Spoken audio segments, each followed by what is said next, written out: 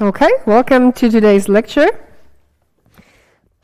So my goal for today and next week is to cover chapter 4, which is about finite fields. And in the end of chapter 4, we will also have an algorithm that uses elliptic curves to factor natural numbers, which is really nice, I think. And as I already wrote on the exercise sheet, I would like to go to the Christmas market, and everyone's welcome to join next week. So everyone who's here, probably not many people will be here, but those who are here, welcome to join. I will go anyways. So, rational points over finite fields.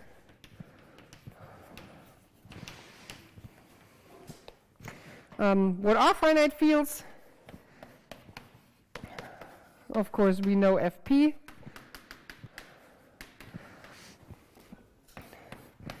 And also Fp to the n, which I usually, when I want something to actually work with, I take this. So this is just polynomials of some degree, basically. And so until now, we always looked at elliptic curves over or points on the elliptic curve that have coordinates in Q. And now we also want to allow coordinates in a finite field. Or usually Fp, sometimes maybe Fp to the n, but I think usually here we will allow points in Fp. And so we have E is an elliptic curve.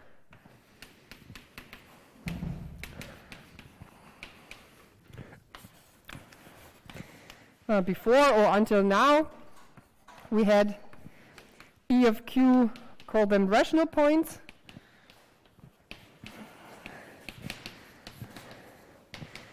And if we looked at kind of all points that could exist, which would be E of Q bar,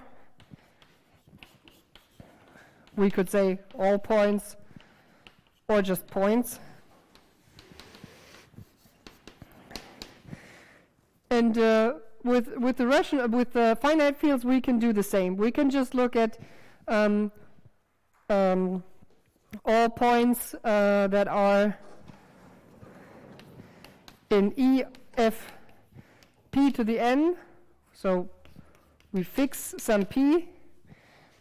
So for arbitrary n, if we look at all n, then we'll just call those points.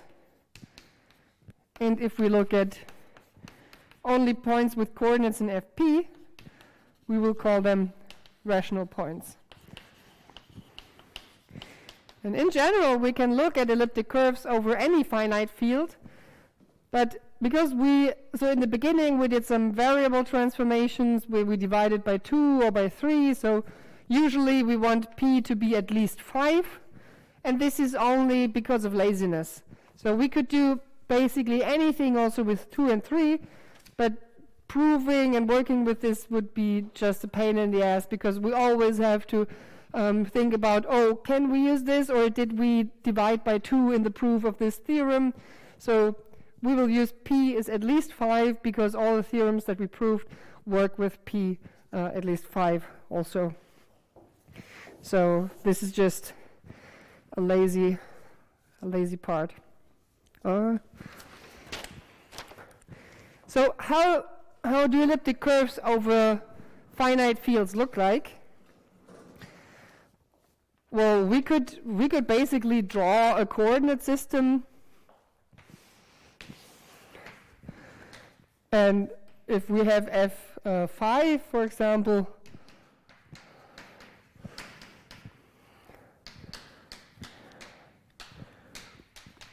then we could have some points here, and they repeat themselves everywhere. But well, drawing an elliptic curve over a finite field is maybe interesting, but in most of the cases not. So we usually don't draw elliptic curves over finite fields.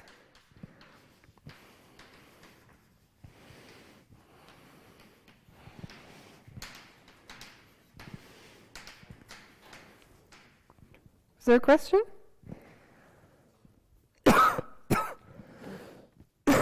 But what we do is we can just list all the rational points.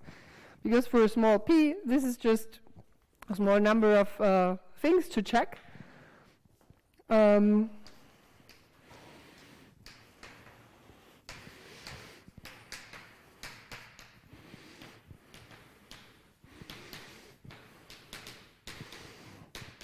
For example,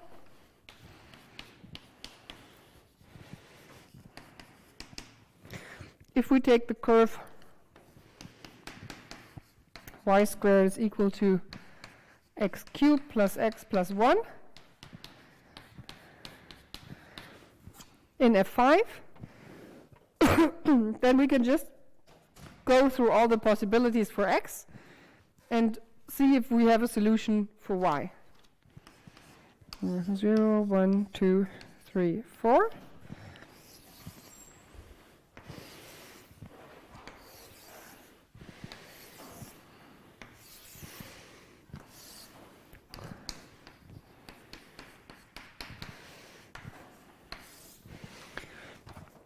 So x equal to 0 gives this, x equal to 1 is 3, 2 is 1, 3 is 3, and 4 is 4. Oh, I have something wrong here.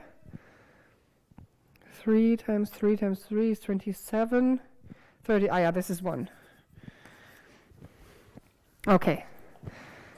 So how do we get y? Well, we just have to take the square root. How does taking the square root work? Well, we just look at all the numbers in F5 and square them and see. Then we see what the squares are.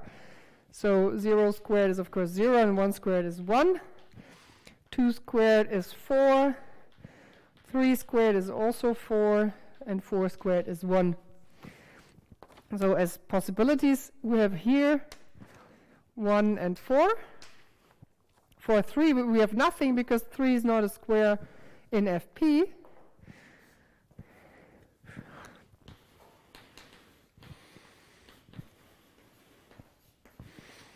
In F5. Here we have again 1 and 4, 1 and 4, and we have here 2 and 3. So the rational points in the finite field F5 of this curve are 0, 1, 0, 4, 2, 1, 2, 4, 3, 1, 3, 4, 4, 2, 4, 3, and of course the point at infinity. Okay, so a rather large group for the fact that we have only 5 possibilities for x. So 1, 2, 3, 4, 5, 6, 7, 8, 9. So the group has 9 elements.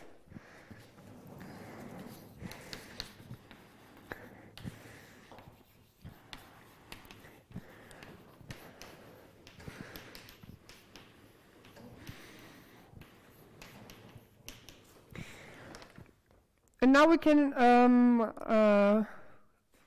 think in the back of our head, which groups with 9 elements do we know? So we want to decide what structure this group has. So it has to be either z mod 9z or z mod 3z squared.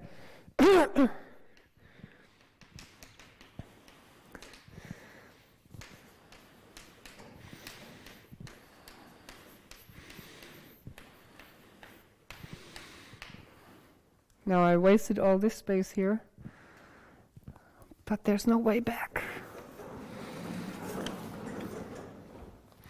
And how can we find out? Well, if we agree that we're interested in how the structure is, how can we find out what the structure is? We can just take some points and double them and see if all the points have order 3 or 1, then it's z mod 3z squared, or if they're also points of order 9. So we can try out a bit and add points. I will, in a few minutes, I will come to the fact how we add points here. But with our formulas that we had in the beginning,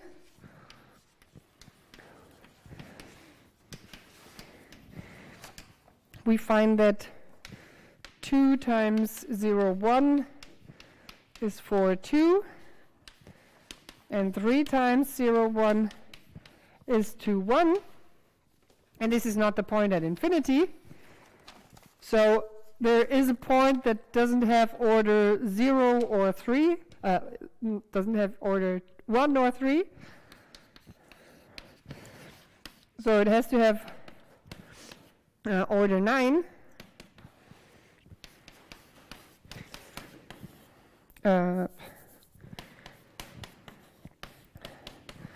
So this is isomorphic to z mod 9z.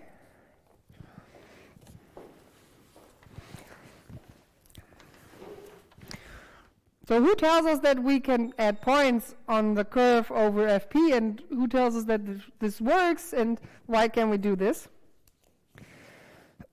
Well,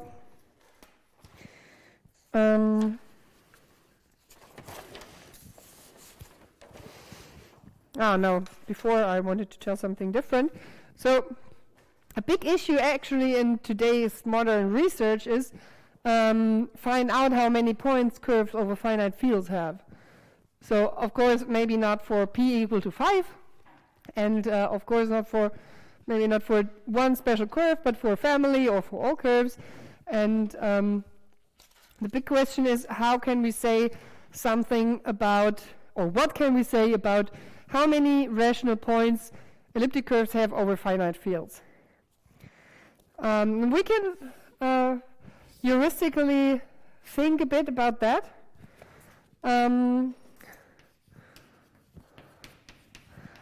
So what could a good estimate be? So for the number of points,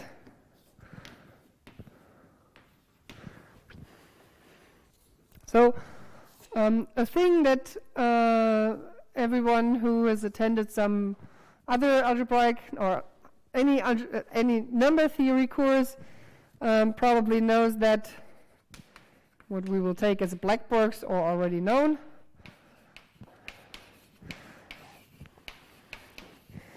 That half of the elements in Fp are squares. For F5 we see it, so F5 has 2 elements. Oh yeah, let's be very, very strict. So the units in Fp are 1, 2, 3, 4, and only 1 and 4 are squares, and 2 and 3 are not squares. So if we just think that if our f is also evenly spread among the points of Fp, then we could assume that we have p solutions. Because if for some x, f of x is 0, we have one solution.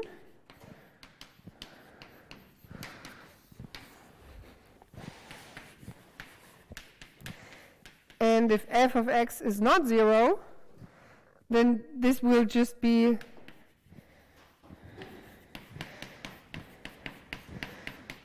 an element in here. And as I said, if this f is kind of equidistributed among the elements in here, then we should get half of the time a square and half of the time not a square.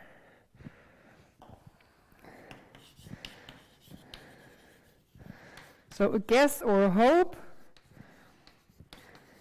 could be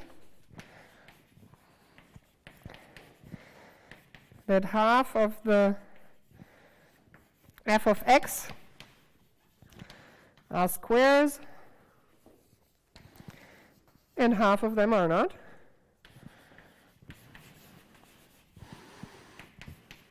And of course, if it's a square, then we have two solutions. And if it's not a square, then we have no solutions. So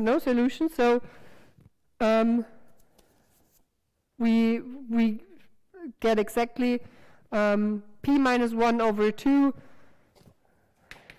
So we would, if this would be true, then we would get p minus 1 over 2 squares, two solutions, p minus 1 over 2 non-squares, no solutions.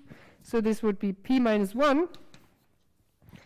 So the hope would be that the rational points are basically more or less this p minus 1 plus maybe if f has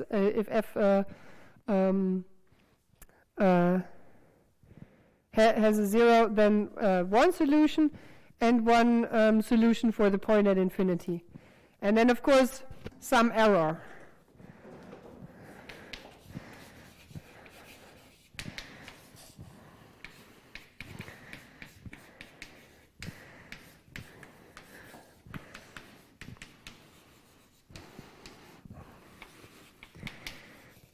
And the hope would be that the error term is small. Small error term. And actually one theorem is already, but we will not prove it. In the book they prove some special case, but I don't like this, so I will only state this.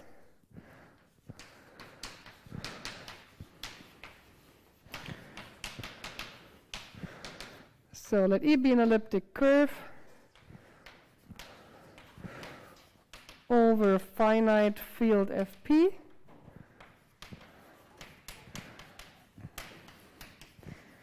Then number of rational points is exactly this, where the error term is at most 2 square root of p. Yeah? Where we multiply p minus 1 half times 2 and times 0 is times 2 for the squares and times 0 for the non-squares? Yes, exactly. Yeah. Why is it times 0 for the non-squares? Because if we have here, so for example, we put here x equal to 1, and then we get x cubed plus x plus 1 is 3. And 3 is not a square, so we don't have a point on the curve. Yeah. Yep. So this is actually already pretty amazing, because this error term, of course, it depends on the curve, but the estimate for the error term doesn't depend on the curve. So the error term is independently of the curve bounded by 2 square root of p. And of course, 2 square root of p is smaller than p, so this is actually a good thing. And there's really a lot of research and really a lot of interesting research on that, but yeah, for this lecture it would be probably too much. A co-author of me actually once wrote down some lecture notes that Sarah gave like 50 years ago or so on, more or less this topic. And I think they just last year or in some of the last years they published that book, and then for that book she was able to meet Sarah and told some interesting stories. Okay, so what we didn't talk about until now is how can we add points on the curve? Do our formulas work? How is a curve over a finite field, an elliptic curve over a finite field, defined anyway? Can we just take any equation for a curve and then look at it modulo p? And the answer is more or less yes, basically we can. But what does more or less mean?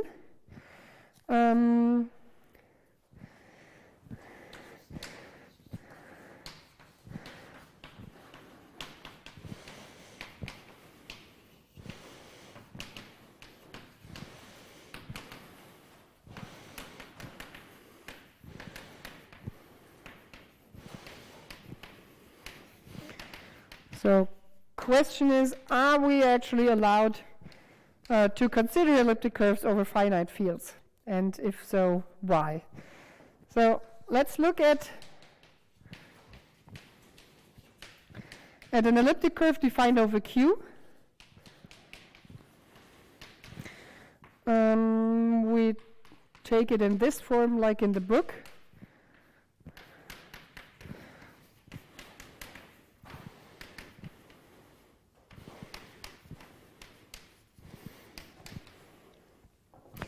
And now we just consider the reduction map from Z to Z mod PZ.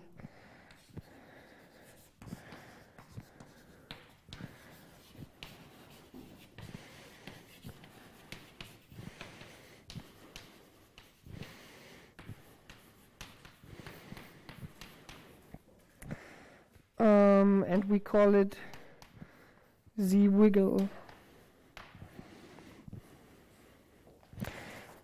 So then we can, of course, just reduce this A, B, and C mod P, because we proved that we can do variable transformations as long as P is at least 5 to make them integers.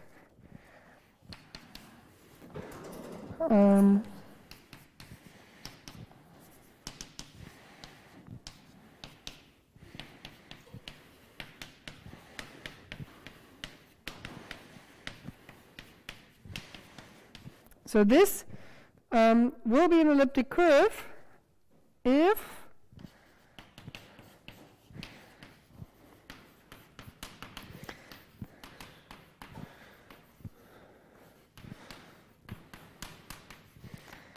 and only if the discriminant is not divisible by P. So if the discriminant can be reduced, yeah, let's say if D is not divisible by P, because then the reduction of the discriminant is 0, and then this would be a curve over a field with discriminant 0, and this is not an elliptic curve for us. So what about the points? Can we just take the points here and reduce the coordinates mod P and get the points here? Yes, again, basically more or less. And the thing is, of course, in the Lutzner-Gell theorem, we saw that the points of finite order have integer coefficients. So for those, it's not a problem at all. But points of infinite order can have rational coefficients. And then the thing is, what happens if we have a P in the denominator? Then we cannot reduce a point mod P. But yeah, we will not see, because I will not prove it, but it's in the book, and it can be proven that the reduction from here to here is a homomorphism and works well together with all our formulas that we had to add points and double points and so on. And all the time that we get a P in the denominator of the coordinate of a point, then it will just be the point at infinity, because then we basically divide by 0. This is basically infinity. So you can remember, if P appears in the denominator,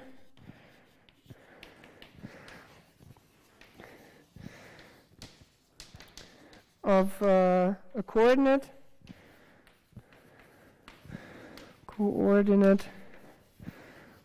this will be point at infinity, and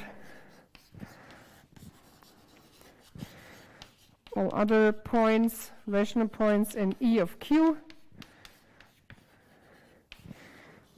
can be reduced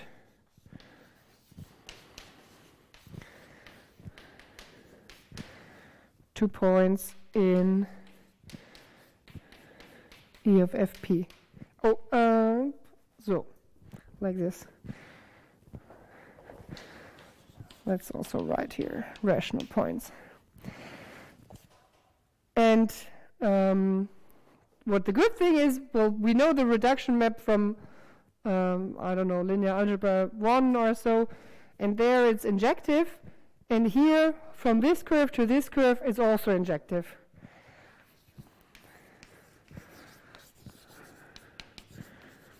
So the reduction from E of Q to E of P,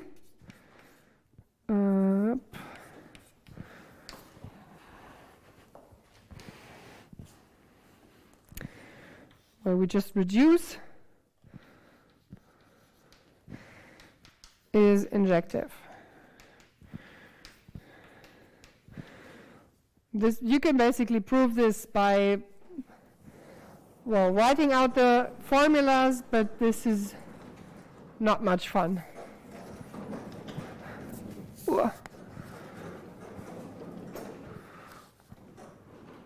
More.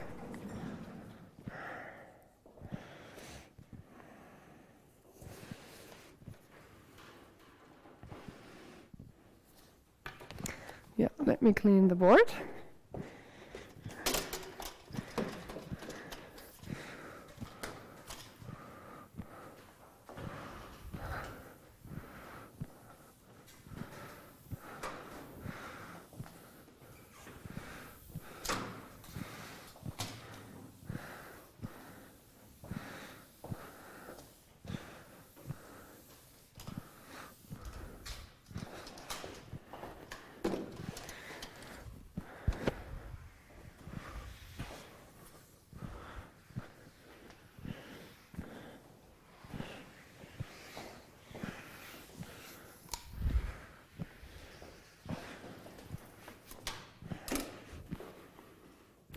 Okay, what can we use this for? Having an injective map from somewhere to somewhere else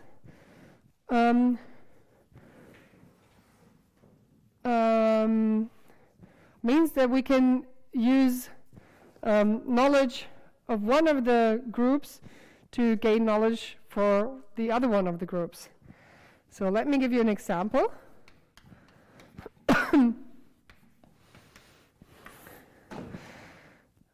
We have the curve y squared is equal to x cubed plus 3. A discriminant is minus 3 to the 5. So for p at least 5, we can look at E of Fp. And we start with p equal to 5.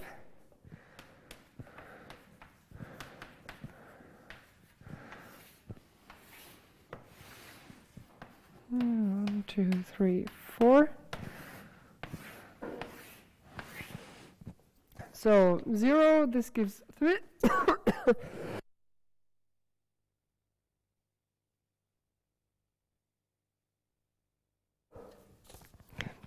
If we put 1, this gives 4. If we put 2, 2 to the 3 is 8, plus 3 is 1. Sorry. 3 to the 3 is 27, plus 3 is 0. 4 cubed is minus 1, plus 3 is 2. Let's see if I have this here also. Yes. So as we saw before, I already erased it. Mod 5, 2 and 3 are not squares. 0 gives 0. This is 1 and 4, and this is 2 and 3.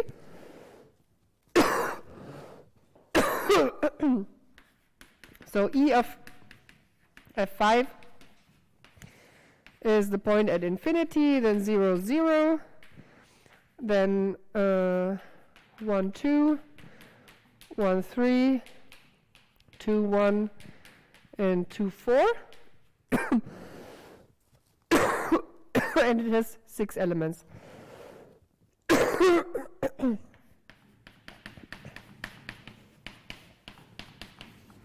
2, 3, 4, 5, 6. Yeah. Okay. What happens for p equal to 7?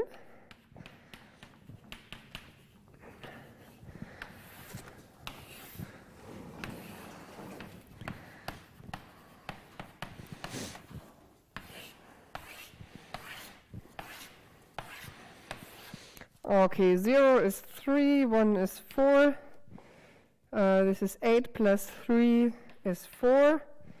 This is 30 is 2. 4 times 4 is 2, times 4 is 8, is 1, this is 4. 5 times 5 is 4, times 5 is 20, is minus 1, plus 3 is 2. This is minus 1, plus 3 is 2. Yes.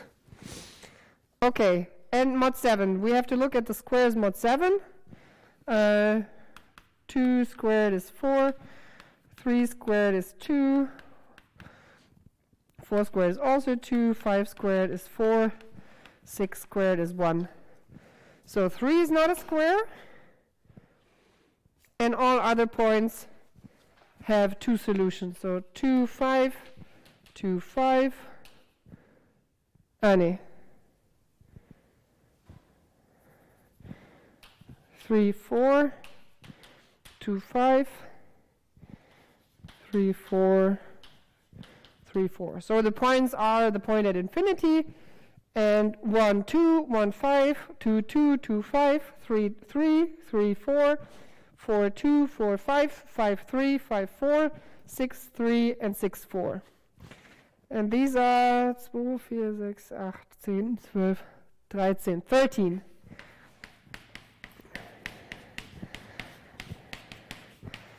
This has 13 elements. And because we know that E of Q mod 5 is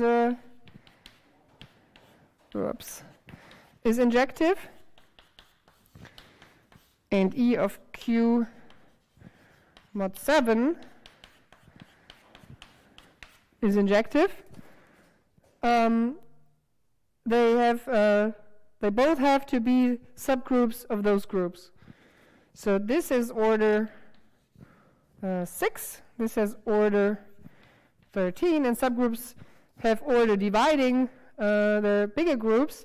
So E of Q has to have order dividing 6 and dividing 13. So it has to have order 1.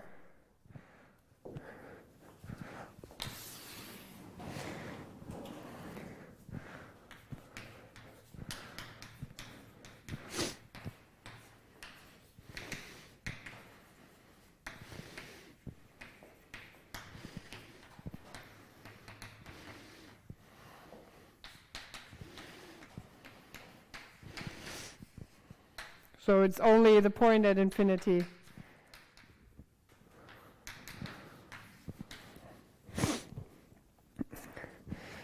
And if we now, if we would have done the same thing with the Lutz-Nagel theorem,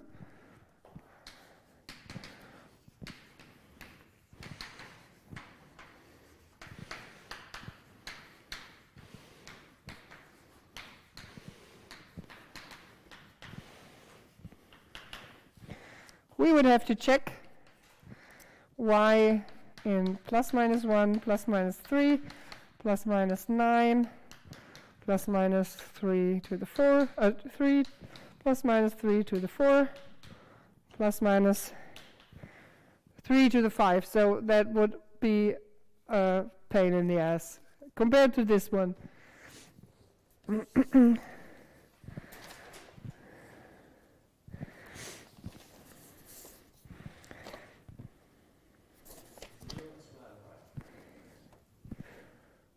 Ah, yeah, here, yeah. but this is fast.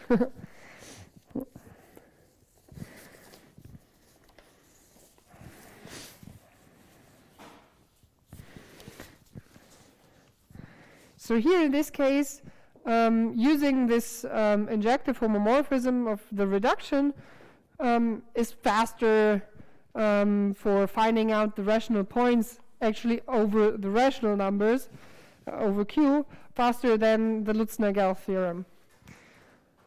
Of course, the bad thing is it can also be it can also be useless, what the next example shows.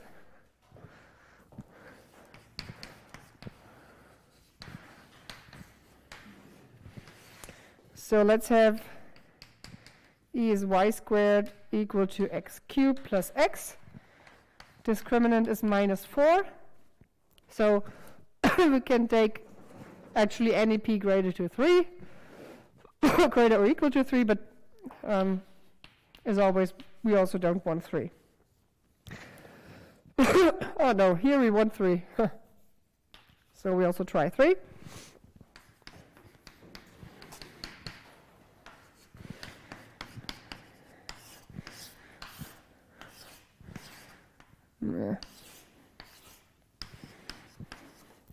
So this is 0, 1,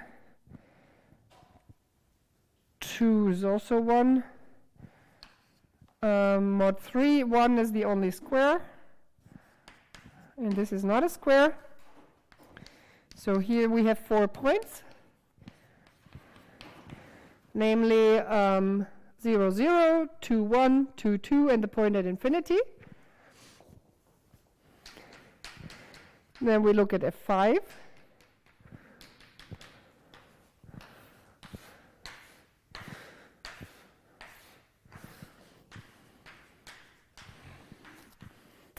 This is 0, 2, 0, 0, and 3. Yeah. So mod 5, 2, and 3 are not squares. And this has 3 roots. So again, we have 0, 0, 2, 0, 3, 0, and the point at infinity. Again, we have 4 points. Damn. Okay. Maybe let's look at F7.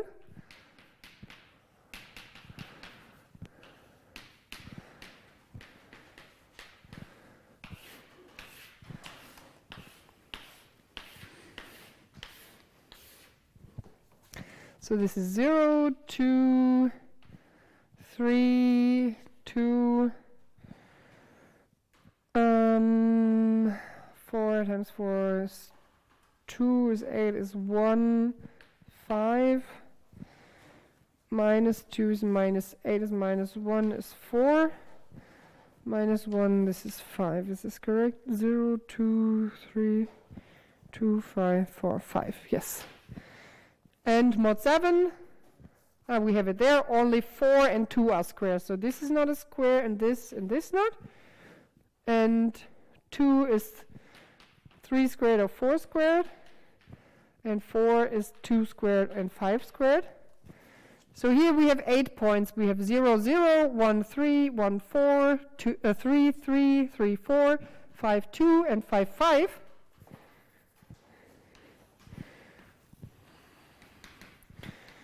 And actually, this goes on like this. The number of points here will always be divisible by 4, so it doesn't help us too much. We can now say that the number of rational points has to divide 4, but we cannot say what it is. Is it 1, 2, or 4? So here we actually have to use Lutz-Nagel, which is of course not a big thing because the discriminant is minus 2 to the 2, so we only have to check very few things.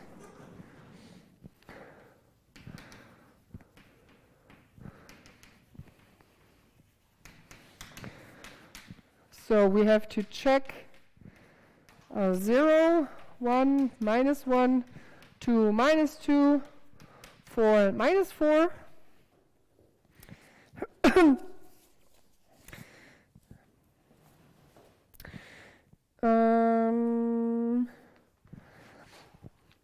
So what we directly see is that for y equal to 0, we have a point. We definitely have a point.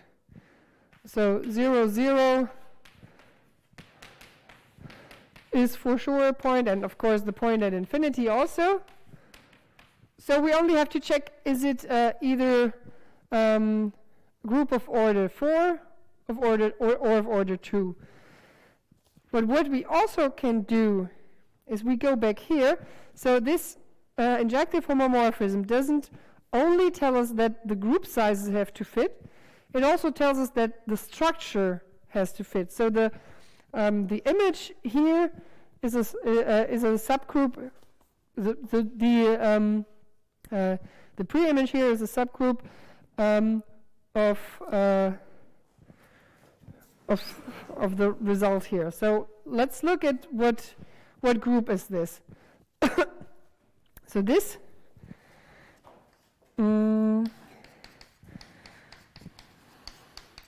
this is the point at infinity, then 0, 0, and then 2, 1, and 2, 2. And we know what's also true for rational points over finite fields, that the points of order 2 are exactly those with y coordinate 0. So this point with x coordinate 2 and this point with x coordinate 2 doesn't have order 2, it has order 4. So this is z mod 4z. It cannot be z mod 2z squared because in there all the points have order 2. Here we have 2 points of order 4, so this is isomorphic to this group. Here we also have 4 points, but here all the points have y coordinate 0. All with y equal to 0. So this group, let me write it here. So E of F5 is isomorphic to z mod 2z squared, because here all the points have order 2. So what does it tell us? We have a group that's a subgroup of z mod 4z and z mod 2z squared, and it has either order 2 or order 4. But we cannot have a subgroup of this and this at the same time with order 4, because they are not the same. That tells us, so since well, what's the sign for subgroup? Maybe this? Huh? What? What? Ah, yeah, this. Okay.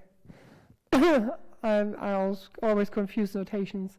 So this has to be a subgroup of this. And, oh, the rational points, sorry. And subgroup of this. And it has order at least 2. But this altogether tells us that it has to be z mod 2z and nothing else. Because if it was z mod 2z squared, it could not be a subgroup of this. If it was z mod 4z, could not be a subgroup of this. And it's also not only the group with the identity in it, because it has this point. So we kind of used the combination. Okay, we also could have found this point without Lutz-Nagel. But we used the method of looking at the finite field points and got some information out of it. All right, it's maybe a good time for a break. So let's, I have to leave early today, so let's meet in 5 minutes, 11:05. And I can clean at least one board.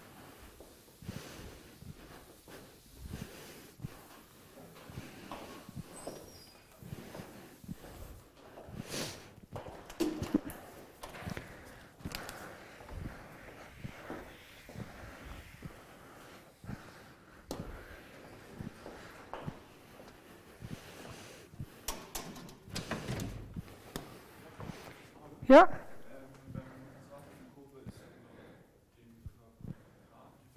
Mhm. Das ist eine Gleichung mit Koeffizienten definiert ist. Genau. Das heißt, wenn irgendwie eine elliptische Kurve über K definiert ist, dann ist diese Kurve auch über jeden Erweiterungskörper, aber nicht über jeden Teil. Genau, ja. Mhm. Okay. Und Rational Points, ist das dann der kleinste Körper? Das ist normalerweise der, also ja, wenn man es nicht unbedingt der kleinste Körper, also wenn man sich Zahlkörper anguckt, dann ist es normalerweise einfach die mit Koeffizienten in dem Zahlkörper, auch wenn man jetzt auch nur Q angucken könnte. Also muss man im Prinzip immer vom Kontext sehen. Aber andersrum ist es auf jeden Fall so, wenn du nicht Rational sagst, sondern einfach nur Points, dann sind das alle, die du theoretisch nehmen könntest, also über dem algebraischen Abschluss.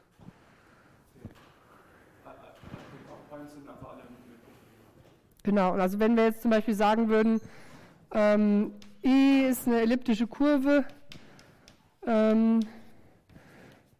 defined over Q squared of 2, und dann würde man die Rational Points sagen, dann würde man normalerweise schon die meinen mit Koeffizienten hier drin.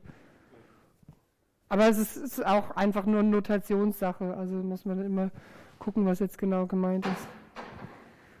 Ja.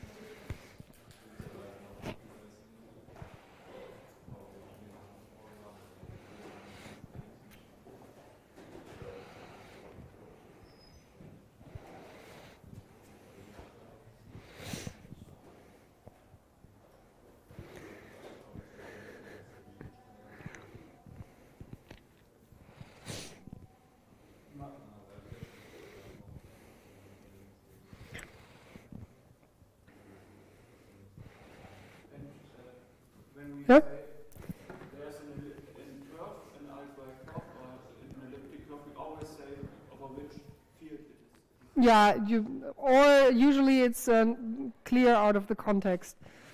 So, for example, if we're in the chapter of rational points over finite fields, then we usually say it's defined over finite field. But, for example, if you take this curve, it also doesn't make much of a difference if it's now defined over Q or defined over some FP, where P is not 2.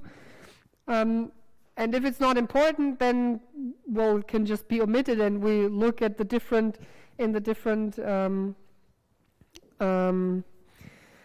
verschiedenen Zusammenhängen dann jeweils um was es dann geht. Oh, ich nehme immer noch auf, ich habe jetzt gar keine Pause gedrückt. Ja. Yeah, so sometimes it's not important. When you define it, then you just omit over which field it's defined, and then basically you just see it as a curve over Q and then reduce it modulo P.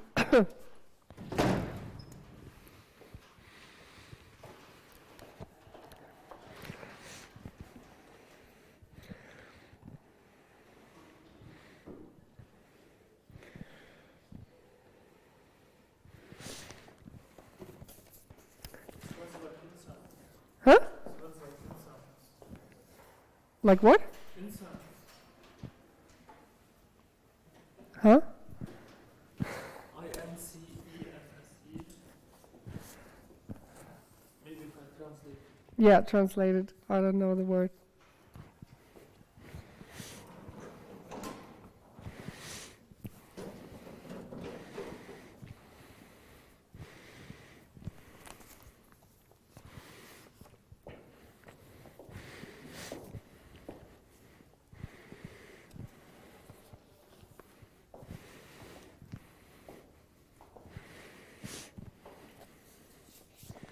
Oh, but maybe it smells like my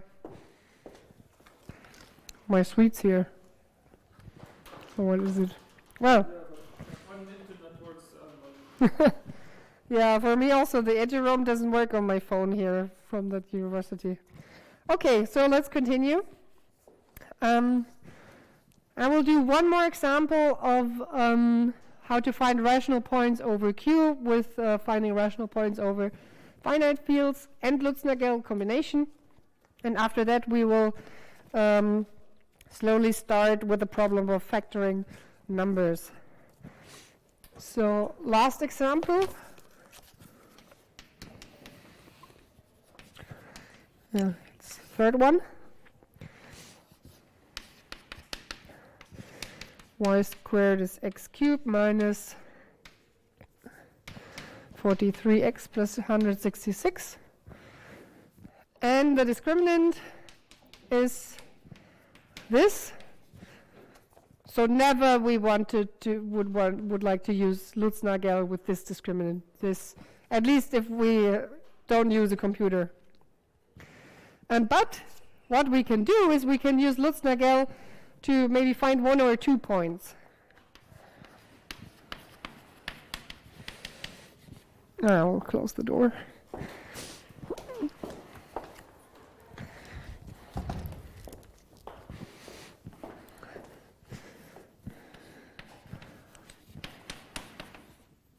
Well, we start with 2 and maybe minus 2 and so on, and we find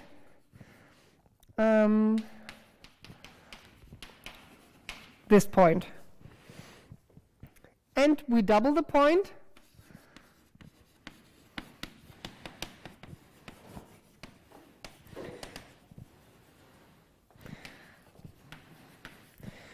So we compute 2 times the point, 4 times the point, 8 times the point. We find that 8 times p is again p. And then we start looking at finite fields. So here we could use everything except for 2 and 13. So for 13, this is not an elliptic curve. Let's try 3.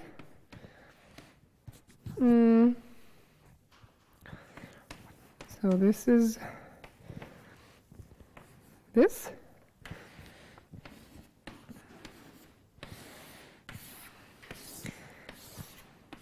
So this is the same curve. I just reduced the coefficients already, so I don't have to calculate too much. So 0, 1 is 1, 8, 12, 13 ist auch 1. Ja.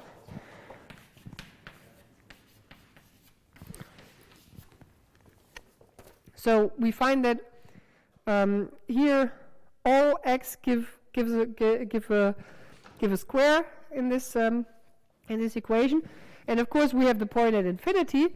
So the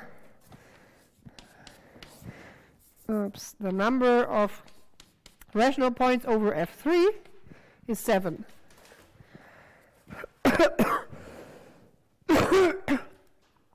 So what does it mean? Well, from this we find, so with Lutz-Nagel we found a point with integer coefficients. That doesn't already mean that it's a torsion point. But since 8p is equal to p, it has to be a torsion point. Namely, it is of order 7. And so we have at least the point at infinity and a point of order 7. And here in F3, we find that we only have 7 points here in F3. And since we have this injection, it means that also E of Q has to have order 7. So from this, we know that it has to have order 7 or 1, and from this, we know that it has to have order 7. Yeah? More than 7 points in F3, right? Exactly, because this is injective. So do we need to compute it, or can we just say it's of order 7 because in F3 it can't have? It could also be of order 1. So that's why we needed to find at least one point that it's not. That's not the point at infinity. And since because the point at infinity is only one point, and this is always in here, of course. But if it's the only point, then it has order 1. But couldn't we then stop after our A, B, C, No, because from here, it could be any. It could also be Z mod 49Z. But yeah,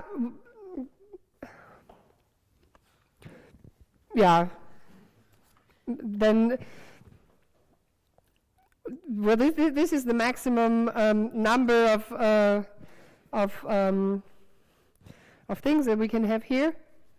So basically, but what this tells us is also. I think what your question is, we could have done this without any equation because there are only 7 possible points that could result here. This is basically the Mazur's theorem that tells us there are only some possibilities for.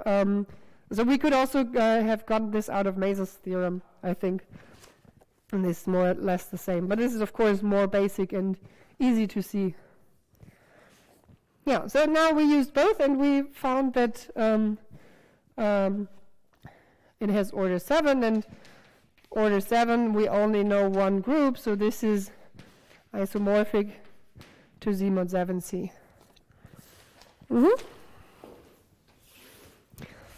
So, factoring numbers. Of course, one big problem of our time, besides climate change, is factoring integers. And we can actually use elliptic curves to factor integers. And there's an algorithm that's based on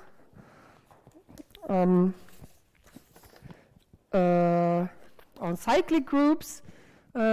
Uses this to factor numbers. We will look at this first, and then we will kind of take the generalization of this algorithm to elliptic curves to be more efficient or to have a greater chance of luck to get a good answer.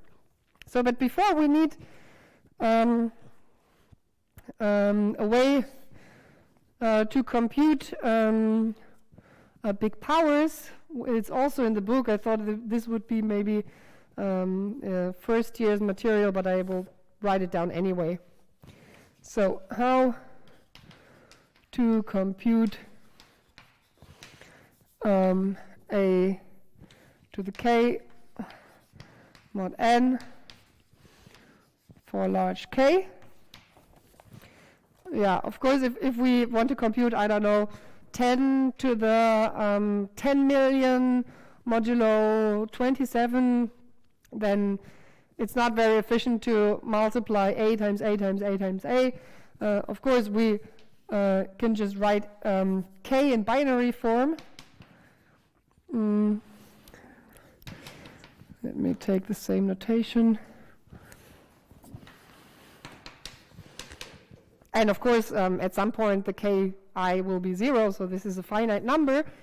And then ak is this.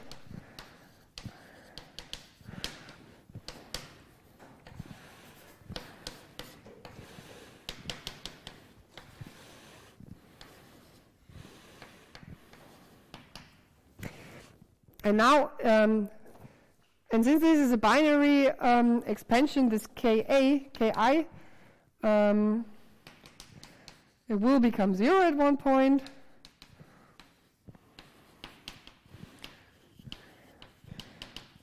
And it's either 1 or 0 for all.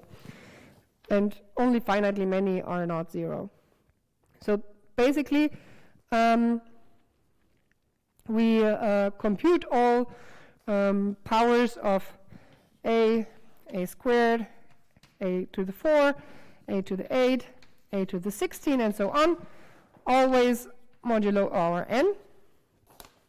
And then the calculation steps are small enough to let the calculation time not be too big. And then we can just plug it in here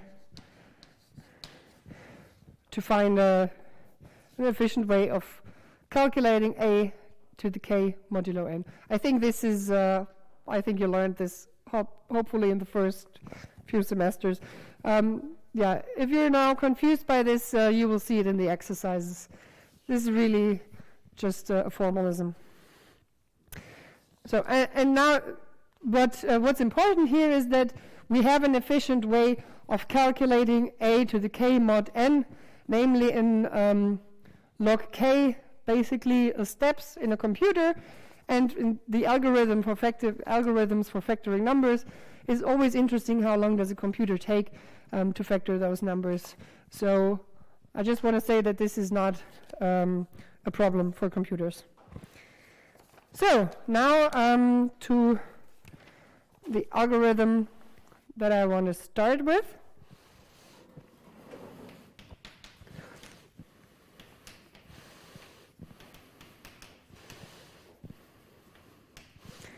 So I think we probably know Fermat's little theorem.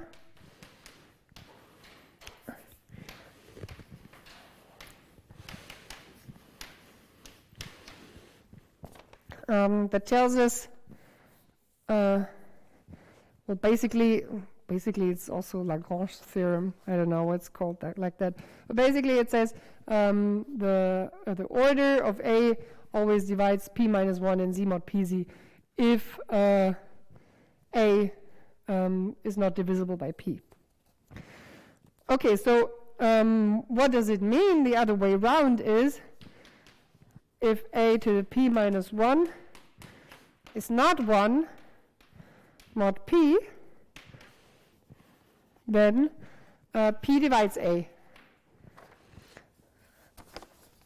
So we can kind of take this as a criterion to find to have numbers where we know they have a factor. So the other way around is not true. So it's not true that if A to the P minus 1 is 1 mod P, then P doesn't divide A. That's not true. It's not only the other way around. So this we can still use. If it's not 1, then P divides A. So what is our problem?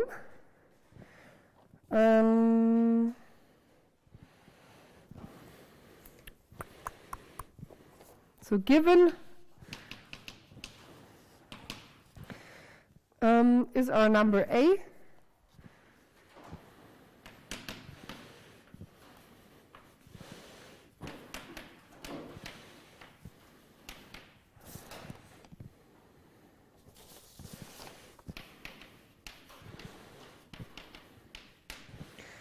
We have a number A that we want to factor, and if we find a P such that A to the P minus 1 is not equal to 1 modulo P, then we found a factor. So, but of course, how can we guess P? So the goal is now guess a good P.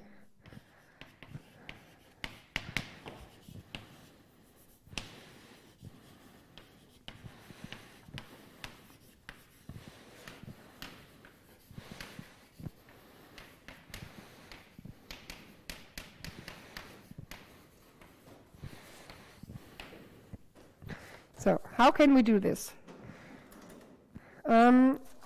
We take,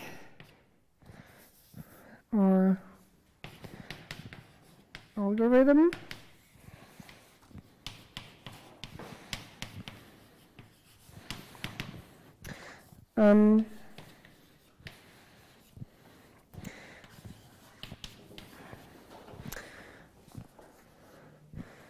I think the word for numbers like this is smooth numbers. We take a number where these are the first prime numbers, and the EI are small integers, small natural numbers.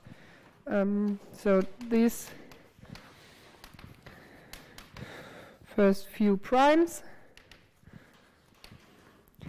and EI small positive integers.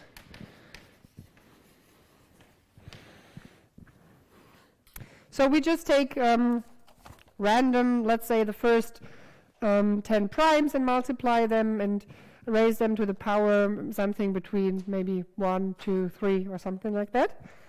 And what do we do then?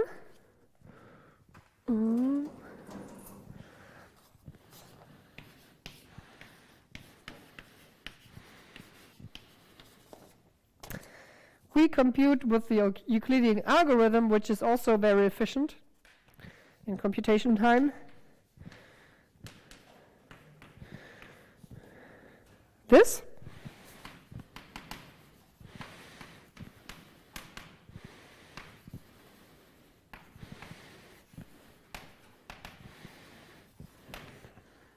So, and what can happen here? So, if it's not 1, then we have a factor, namely the number that comes out here. So, if GCD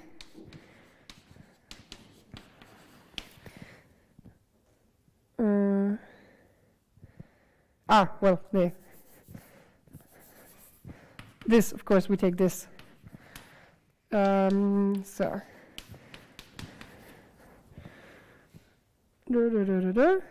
Yeah, if it's not 1, then it means that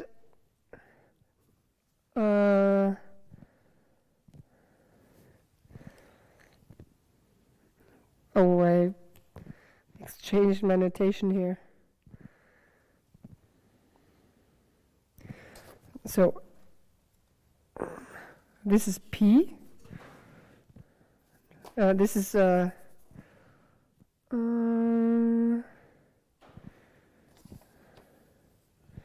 is my N here? No, this is K. Sorry. Is this correct now? Let me just look it up.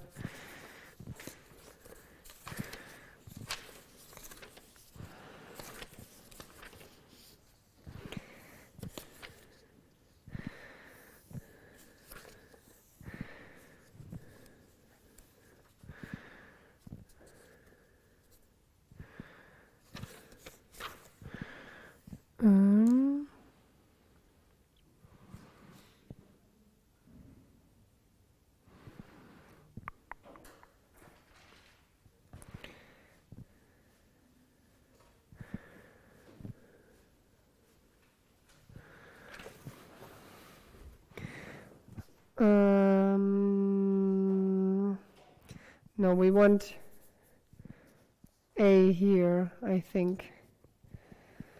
And my notation here is different than in the book.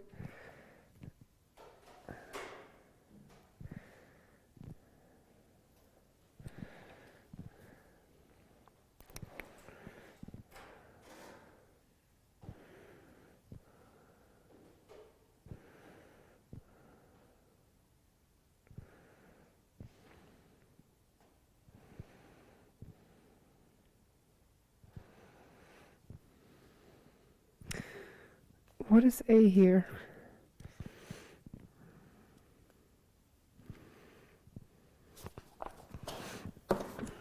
Okay, I'll just take my my notes. Okay, so right again, we have this K. This goes until here, and so what we want to do is we want to have 3 different possibilities. Yeah, we also have to choose our A, sorry. Sorry, also, I don't think it's 7K because the power of A and the GCD. No. So here, this is our A, and here we have to choose something else.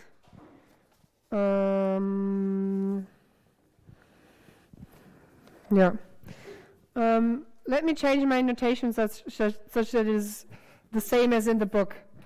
We take the integer n that we want to factor. And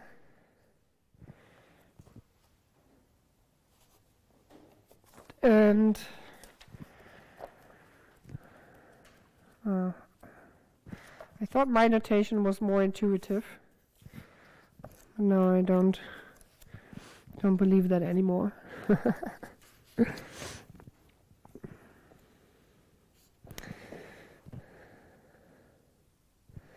So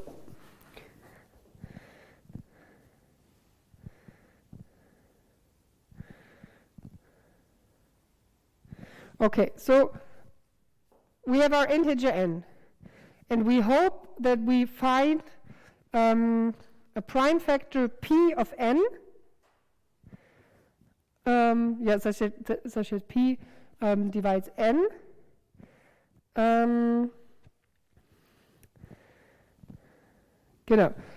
If we have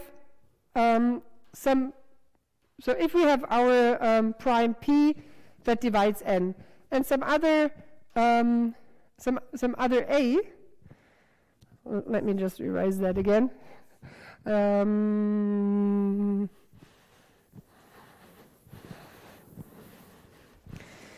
So if p divides n,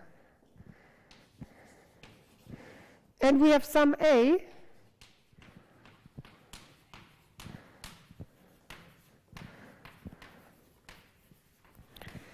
such that the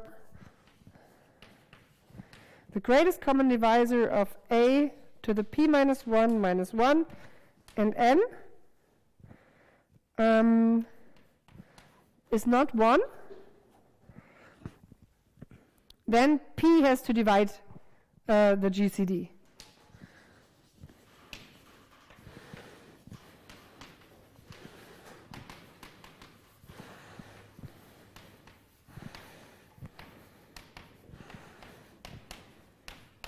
Now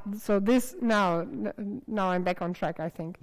So n is the number that we want to factor, and p is the prime that we want to guess.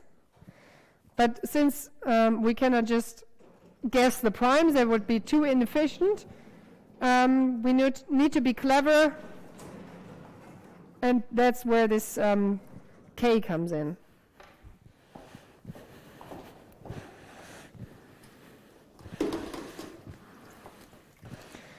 And instead of guessing the p correctly, which is impossible, we just take k, which is this product of the first small primes with small powers. And if p is among them, then this algorithm will be efficient and find our p. But I will write that down.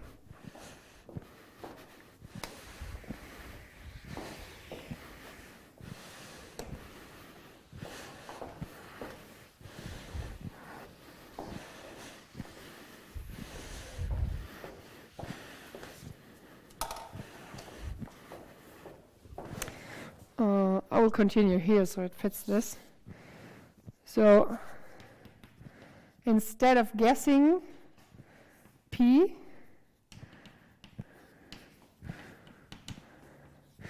inefficient because we would have to go through all p. We choose a k.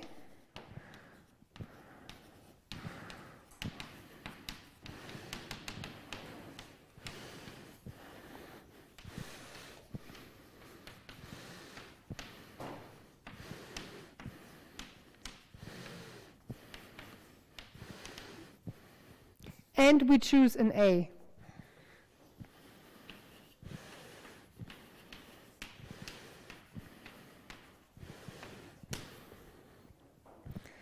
And now we compute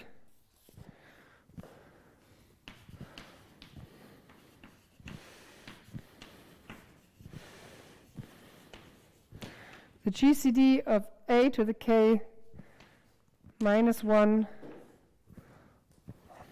comma N.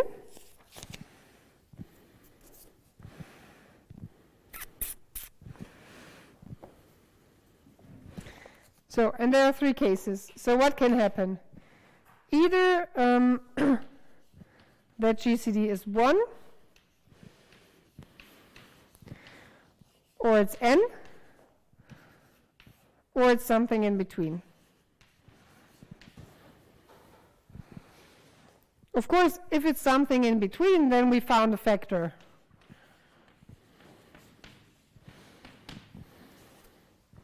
Very nice, no problem. And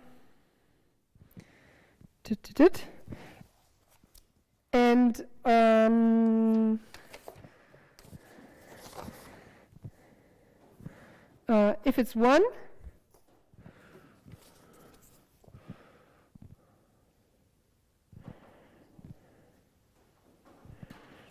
no. If it's 1, then we choose a larger K.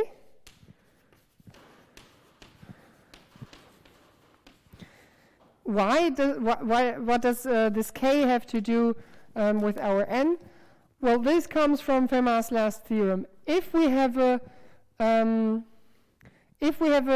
factor of N that appears here in this K, then this GCD will be something between 1 and N. So if it's 1, then it means that the P that we wanted to guess is not among those first primes. Then we have to choose a larger K, and in that case we have to choose a larger A.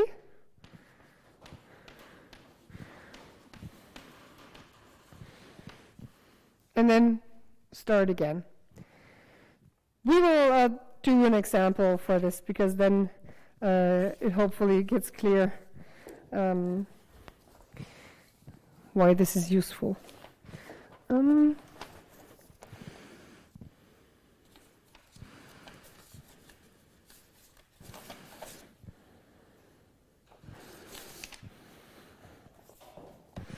Okay.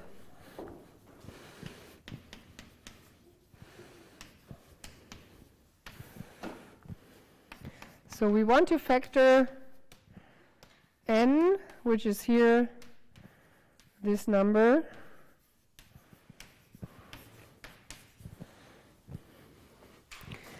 So what we first compute is 2 to the n minus 1, and this is not 1 mod n.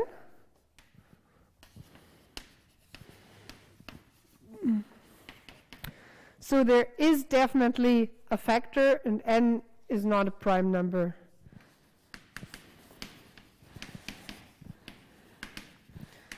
Remember, if this was 1, it would not mean that n is a prime number. It's just the other way around. If this is not 1, then n is definitely not prime. And it makes sense to use this algorithm to guess a prime factor. Okay, so we start with choosing a k and choosing an a. We choose a equal to 2, because this is easy. And we choose k first few primes. This is 180. And since we want to compute efficiently a to the k mod n, we also write it in binary. So 2 to the 7 plus 0 times 2 to the 6 plus 2 to the 5 plus 2 to the 4 plus 0 times 2 to the 3 plus 2 to the 2 0 times 2 plus 0 times 1. Okay, so we need to compute 2 and 2 squared and 2 cubed mod n.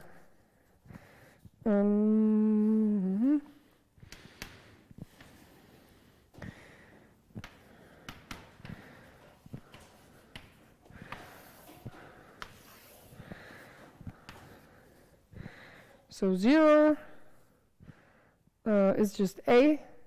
This is 2. 1, this is then 2 cubed. So from every step to the next step, we just cube. We just square, sorry.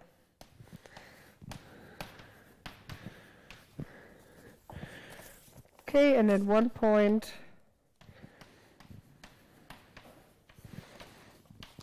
so of course we would use a computer for that, even in examples we want to do by hand, but the calculations we will do it by the computer, so because n is obviously a bit too large.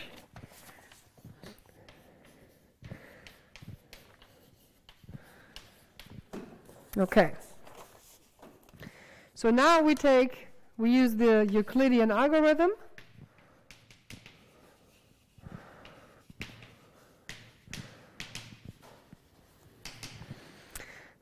And compute the greatest common divisor of 2 to the 180 minus 1 and our n.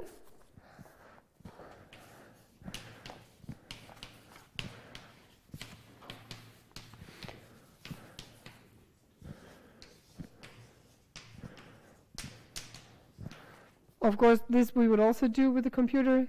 You have questions? Did I do a mistake?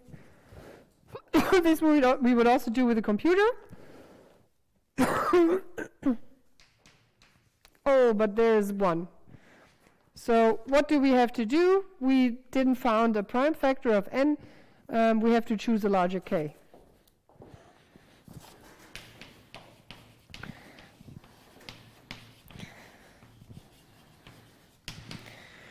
Okay, so we had here 2, 3, and 5. Then maybe let's add a few more numbers, and we take the least common multiple of 2, 3, 4, 5, 6, 7, 8, 9. So this is 2 times 3 times 2 times 5 times 7 times 2 times 3 probably. And this is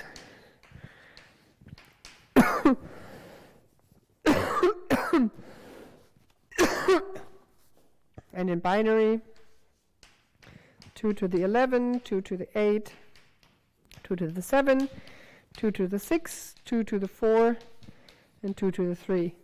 So we have to extend our table until 11. So 8, 9, 10, 11. 2 to the 2 to the 1 mod n. So, well, the numbers are actually not important here. Of course, when we do the calculations, the numbers are important, but for understanding, it's not important, and they are all in the book.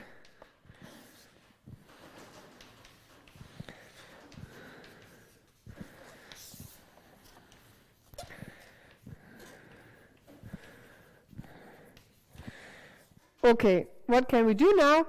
We can now calculate what is 2 to the k, so 2 to the 2520 mod n. Namely, it's can add this and this and this and this and this and this mod n, and this gives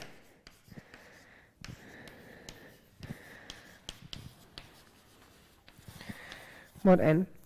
And now we can again use the Euclidean algorithm to compute the GCD.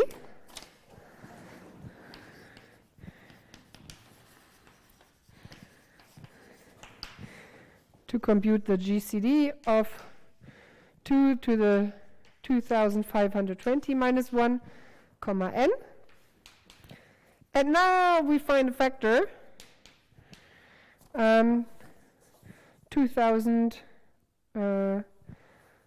521. And so this means, of course, this is the greatest common divisor of those two, so it's also a divisor of n. Divides n, and we can actually look up the second factor if we just divide by it. And this is 97,613. And with some other tests, well, those are smaller numbers, we can just use a sieve or something like that. We can find out that they are both prime. So, and if not, then still we would have, of course, made the problem smaller by having to factor two numbers that are smaller than the first one. And now the thing is that, well, this powering is only logarithmic time. Euclidean algorithm is probably even less, or also logarithmic time. And of course the problem is that this is not always successful. So as you saw, we have here the GCD was 1, and we had to choose another k, and then we were successful, but there's no, or maybe there is, but they don't describe it, there's no way of bounding in an efficient way the number of iterations that we have to go through. So this is basically a kind of estimated guess, or a lucky algorithm to have a good guess if it succeeds after some iterations.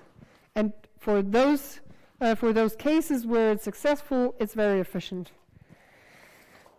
And